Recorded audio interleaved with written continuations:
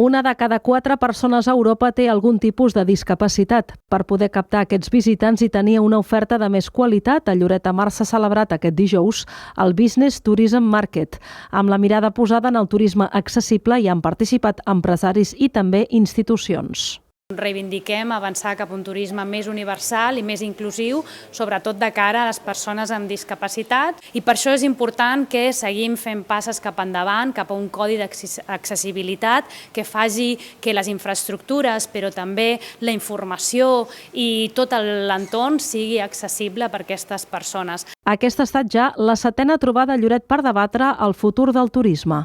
Les dades són frapants, que hi hagi tantes persones amb discapacitat i que tinguin dificultats d'accessibilitat. Jo crec que ens hem de posar les piles i treballar en aquest aspecte perquè tothom pugui accedir a fer el turisme que ens agradaria, no? Doncs significa allò que som, els lloretencs i lloretenques i el turisme de Lloret, que és reinventar-se, que és constantment reflexionar per anar tots a una, per anar evolucionant i continuant millorant la qualitat de vida i la destinació de Lloret i el municipi de Lloret entre tots i totes, i és continuar pensant aquella gent més vulnerable, aquella gent que més necessita un esforç i una empatia. Un dels objectius és treballar per eliminar barreres no només físiques i garantir que el turisme sigui universal.